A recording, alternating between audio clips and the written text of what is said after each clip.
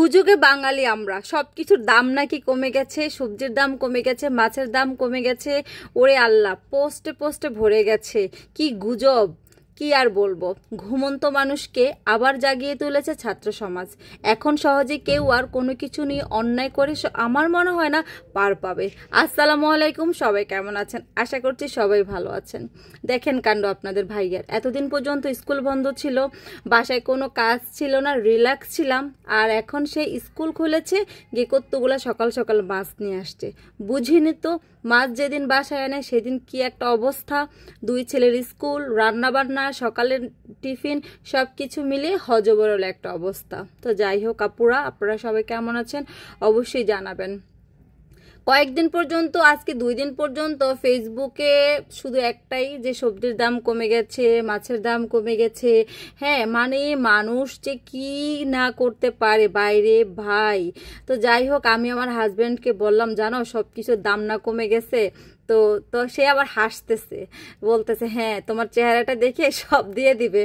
তো যাই হোক, সকাল সকাল গিয়ে বাজার টাজার করে নিয়ে আসছে। ঘরে আসার পরে আগে জিজ্ঞেস করতেছি, এই সব বাজারে নাকি সব কিছুর দাম কমছে, সত্য কথা? হ্যাঁ, আমি কি শুধু তোমার নাম বলছি আর দিয়ে দিছে। তো যাই হোক, আসলে আমি নিজেও জানি, তারপরেও জিজ্ঞেস করলাম সত্যি কি না। আসলে কি প্রয়োজন আছে আমাদের বাড়িয়ে কোনো একটা পোস্ট করা, বাড়িয়ে কিছু একটা লেখা?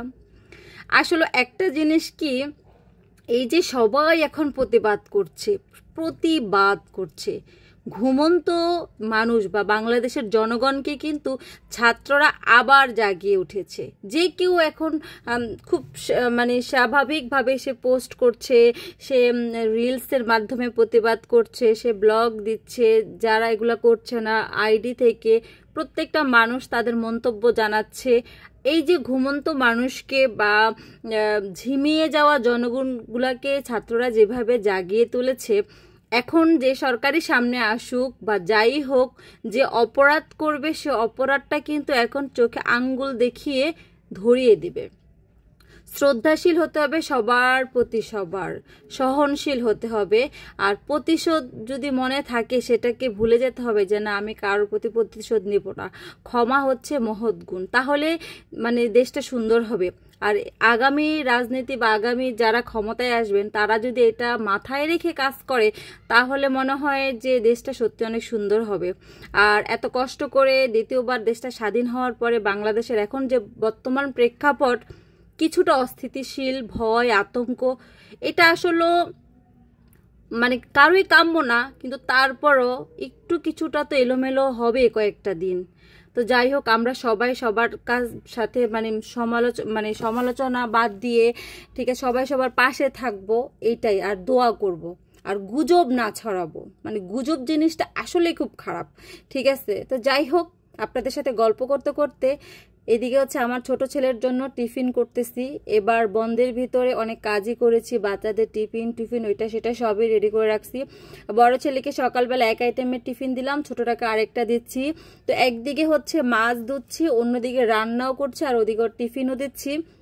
কারণ আমার ছোটটা হচ্ছে স্কুলে আগে গিয়ে বসে থাকবে, আর বড়টা হচ্ছে ক্লাস শুরু হওয়ার যে টাইম স্কুল থেকে বেঁধে দেয় তার আগে আগে যাবে, তার একটু আগেও যাবে না। এই হলো, বুঝছেন? তো যাই হোক, তার 11:30টার ভিতরে স্কুল যেতে হবে, আর আমার একদম জাস্ট 11:30টায় সব কাজ শেষ হয়েছে। তো যাই হোক, এদিকে আমার হাঁড়ি পাতিল যা ছিল সব আদোয়া ছিল। তো আপাকে বললাম যা আছে আশেপাশে ভাঙ্গা হোক টাঙ্গা হোক, যাই হোক আগে ওগুলা দেন, রান্নাটাকে শেষ করি, সব কাজ যেন একসাথে শেষ করে স্কুল যেতে পারি। কারণ স্কুল থেকে এসে কাজ করতে আমার একদম বোরিং লাগে। আর সকাল থেকে যেহেতু পেজও কাজ করা হয় না, তো স্কুল থেকে এসে একটু রিল্যাক্স মোডে তখন একটু পেজও কাজ করি। তো যাই হোক, এদিকে হচ্ছে আমার হেল্পিং এর ও হচ্ছে আজকে গ্রিলগুলো পরিষ্কার করবে, দরজা টরজা পরিষ্কার করতেছে। আর এদিকে হচ্ছে একটা বালতি ভরে সবকিছু নিয়ে আসছি। ওই যে হুজুকে পাবলিক বলে, সব নাকি একদম ফ্রি দিয়ে দিচ্ছে। আসলে ফান করলাম আপনাদের সাথে। বাসায় টুকটাক বাজার টাজার লাগলো, ছেলেকে স্কুলে দিয়ে আসার সময় সেগুলো নিয়ে আসলাম। বিস্কিট শেষ হয়ে যায়, আমি আবার টোস্ট বিস্কুট খেতে পছন্দ করি। আর দুধও শেষ হয়ে গেছে। আর এই কয়দিন আপনাদের ভাইয়া, আমার ভাই সবাই বাসায়, তো মানে 2-3 বেলা চা করতে করতে মানে দুধই শেষ হয়ে যায়। তো যাই হোক, কেমন লাগলো আজকে আমার ব্লগে যদি ভুল ত্রুটি হয় অবশ্যই সবাই একটু ক্ষমা সুন্দর দৃষ্টিতে দেখবেন। ছোট মুখে অনেক বড় বড় কথা বলে ফেলি, সবাই এটাকে অন্যভাবে দিবেন না। আসসালামু আলাইকুম, সবাই আমার সাথে থাকবেন।